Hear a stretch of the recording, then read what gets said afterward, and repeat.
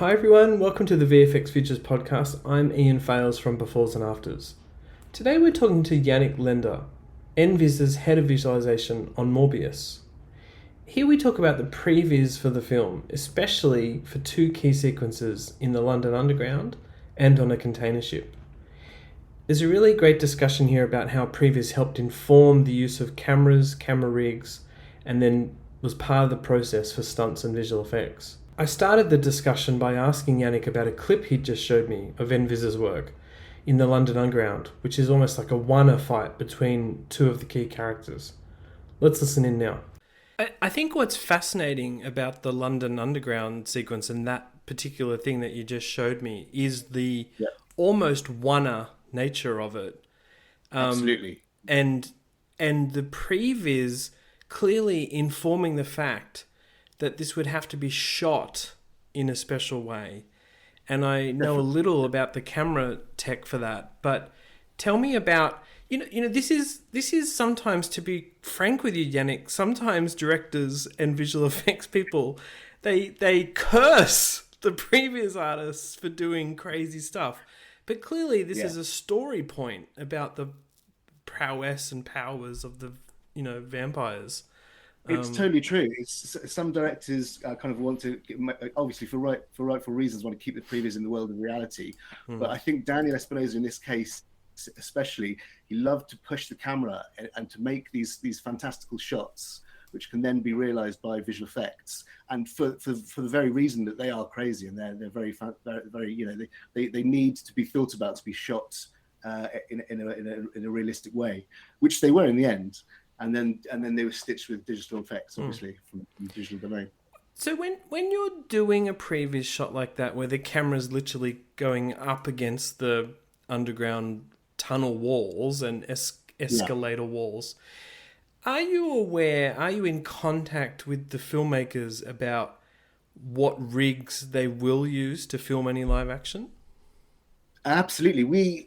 In this case, the production was incredibly collaborative. We all worked really closely together. Daniel is a very collaborative filmmaker, so is Matthew Butler. And it kind of came together in terms of the fact that it would just be discussed and we'd sit around and watch the previs and then it would be discussed by Daniel. Daniel would go look at the guys and go, like, how are we going to do that? And in an open forum, they'd start discussing different ideas and different places to make the stitches. Gary Powell would have a lot of info about the stunts that would be used in sequences like this. And then we'd end up with kind of different ideas and then we'd go away and we'd build our little sections. For example, the bit that goes up the wall that you were just discussing was us and SFX very much collaborating together. They forged this what was called the corkscrew shot from this kind of roller coaster track that they made with a camera with a gimbal, and then they cut a hole in the wall of the set, which was the underground set, to get the camera as close to the wall as possible. And so there was a takeover before that, a VFX takeover, and then that's a camera that goes into that circle. Obviously, they are digi doubles crawling on the walls in front of it, but they're all real people in the sets, and the set walls are real. So it's part of the build that we had direct kind of collaboration and input into. Obviously, it's the previs that you deliver to give the filmmakers, the actors, the VFX team, everyone an example of what the shot will look like. For something like that rolling camera, filmed with the roller coaster rig, do you also deliver some kind of Techvis? Absolutely, yeah, absolutely. We delivered a Techvis just to show them where the camera needs to be, where the rail needs to be, and that all informed the SFX to make to take it to the next level and build the actual structure itself. And we also, for that instance, we realized that we could reverse the shot. So we kind of informed that we only needed to build half the tunnel, because if at the top of the shot there's a flip of the camera, there can be a takeover point and we can run it in one direction and then we can run it in the other direction and we could stitch the two together. So that was kind of a good input into both the build for the SFX build and the art department build. So to show that the tunnel only needs to be half length for us to achieve this. And that was shown through the Techvis, which came from the previs. Yeah. Every show is different. And we, Janek, recently talked about a Kingsman project where it was a real collaboration between, I guess, Stuntvis and previs.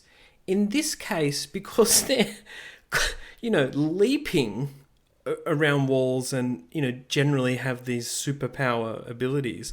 What did Yes. any kind of Stuntvis inform you in previs about, and vice versa, perhaps? Well, yeah, there was quite a lot of collaboration between us and Gary Powell's team. Mm. In this instance, for the corkscrew shot, there were specific stunt takeovers that he wanted to do, like the moment where Morbius, when Milo throws Morbius back after they come off the walls, and so that was a stunt that was dropped into where they're on wires, they're on ropes, and he picks up Morbius and throws him, and then he runs towards camera, and there's another VFX wipe. And so those kind of moments were built in, and were kind of Gary was kind of looking at the previs and going, well, we could do a stunt here, or we could do this stunt here afterwards where he runs up the wall and follows him. And also the bit where they jump onto the escalator and then they start flying around. The actual jump itself was Gary's stunt team. They built a platform and they ran towards the escalator, and they had rugby tackled the stunt guy, and they landed. And so it's peppered with stunt moments that are then stitched together by CG VFX takeovers of digidoubles. But all of that's done by kind of standing in the round, looking at the previs and picking and choosing and kind of molding the previs and going, okay, this is a great area for a stunt. Why don't we try this? This is a great area for a stunt. And why don't we try this? And it's that kind of collaboration that allows all of that to come out. And, there were other moments where we collaborated with Gary, where we actually motion captured the stunts for sections, and we put the physical stunts into the previs as well. On this section, we just did we kind of did our best from roto animation of his Stuntvis, but there was a definite kind of direct plug-in between stunts and what we were doing at the front end of previs. That's actually something I really directly wanted to ask you about, which is when you have human bipedal animation, but also you might have animal animation for other shows. That's a heavy load animation-wise sometimes, and Sure. one that you need to change a lot. So what are the different ways that you do it? You just mentioned roto-anim and you've mentioned mocap. Tell me about the roto-anim process, and then we'll also talk about mocap that you might have done for other sequences. So the roto-anim process is my preferred process, really. And all it is taking a couple of cameras down to stunt rehearsals and talking with them and filming what they do. And it's kind of the easiest and the lowest footprint because it's just filming their rehearsals. That we let them go ahead. We talk to the stunt coordinator. We talk to Gary saying, "What's this? This is for this section here. This is what we're trying here." And it kind of is an open forum for them. They're experimenting with their ideas anyway, and we're just filming them and watching them do it. And then that gives us a kind of a reference point for when those stunts are chosen and are honed slightly. We say, okay, this is the stunt they want to use at this part of the previs. So we give it to a really decent animator, a senior animator, who can then use 2 camera angles to do a best fit of a stunt animation. And that seems to work the best, and it's the quickest and is the lowest footprint. The next level is to use the motion capture, which is us kind of coming down with a slightly larger team of people with some computers and some suits and some putting it together. And then that's kind of a longer process, but it's often driven by stunts who want to really get their performance into the previs. And that takes a little bit longer and takes a little bit more cleanup, and you end up with a slightly finer version. But for me, previs is quite nice if it's quick and fast and turned around quickly. So my preferred version is just filming them as they do their work and then discussing it with them. Yeah. With the mocap, what have you found generally is like the quickest way to do it? Is it markerless suits, like say a XN Moven stuff, or is it optical stuff if that's available? What's the mix there? It really depends on what you're trying to capture and the size of the space, whether it's on or off a flat plane, and what you can glean from that. And we'd have to kind of look at whatever it was that they wanted to do, and then we'd kind of give them a plan of action. But quite often it takes a bit of kit, a bit of optical kit, and other bits of kit to plug in to achieve what they're after. Awesome. The other major sequence apart from that underground one that I know NVIZ worked on was this container ship sequence where, again, it's kind of like, I can't even describe it really, because it's like vaping vampires, but also a vampire, but also, stunts and fights. Maybe you could describe your brief for what was required in the container ship, and then we can talk about it. Yeah, this was one that Daniel had a really clear vision of what he wanted, and he kind of talked to Matthew Butler and myself about how he wanted to realize this. This is when Morbius first is out of control, and he smashes through the container ship window into a room full of these aggressors with guns, and there's a standoff between them for a moment. And then Daniel's brief for it was he wanted a one shot, which is a typical Daniel Espinosa thing. He wanted the camera to follow Morbius as he one by one dispatches these aggressors in the room who all have these rifles. And he had a few different reference points he wanted to use, but the idea being that Gary's stunts would drive the action in and out of digital double takeovers. Obviously, Morbius is using his vampiric powers. He can move faster than a human being. He's stronger than a human being. He has all of these things, but he's still a bipedal human. So Gary Powell can do his work to start off that action. And so Gary came up with a kind of a set of stunts that we could then use digidoubles to go in and out of, and we would then use the previs camera to follow around these actions taking place to create a big one shot where Morbius kills kind of 6 people all in one go. And it developed, and that was one of the ones that we did use motion capture on, and we kind of very fastidiously worked with Gary Powell to get those stunts and that kind of chain of stunts that's then stitched together digitally into the previs.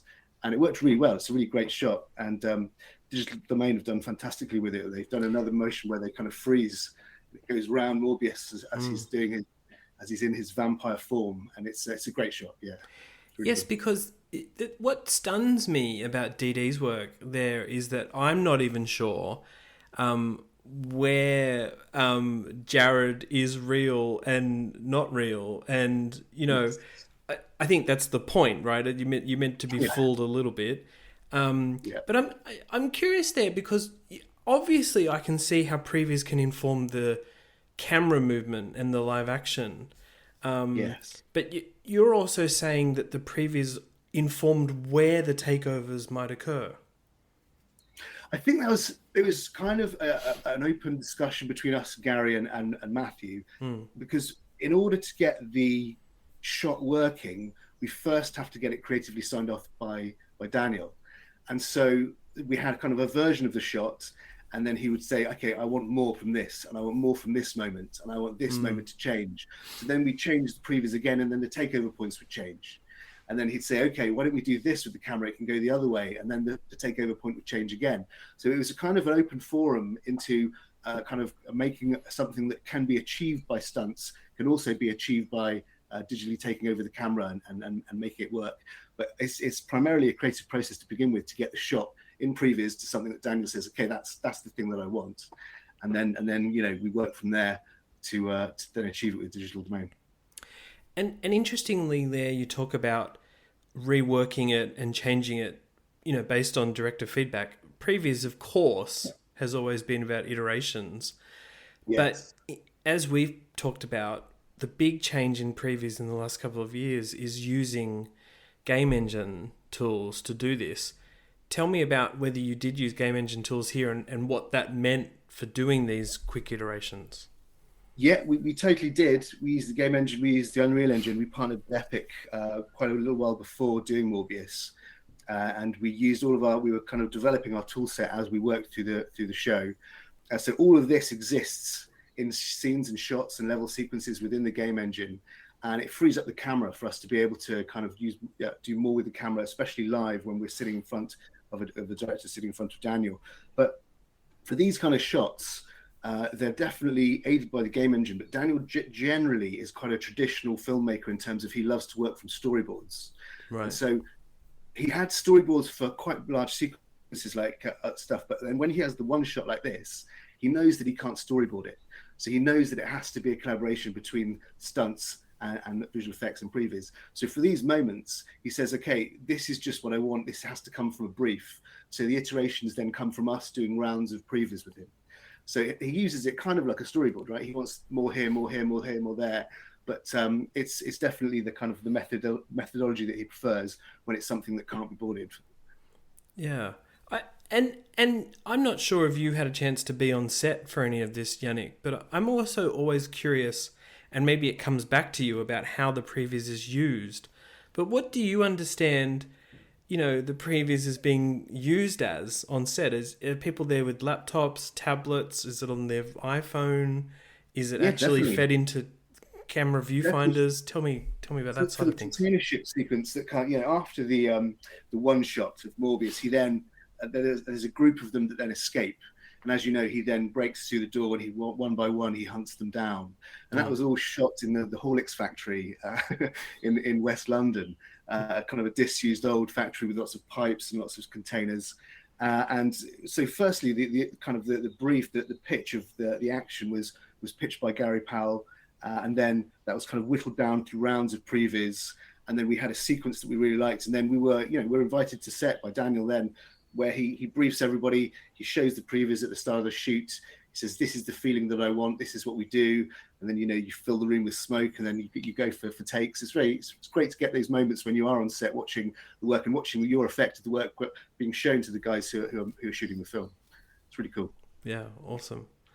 Well, Yannick, I think your work and NVIZ's work clearly informs some crazy action sequences that, as you mentioned, were a great combination of NVIZ, stunts, the cinematography, and obviously digital domains, visual effects. So congratulations, and thanks for talking to me Thanks very about it. much. Really appreciate it. No worries. Thank you very much. It's been a pleasure.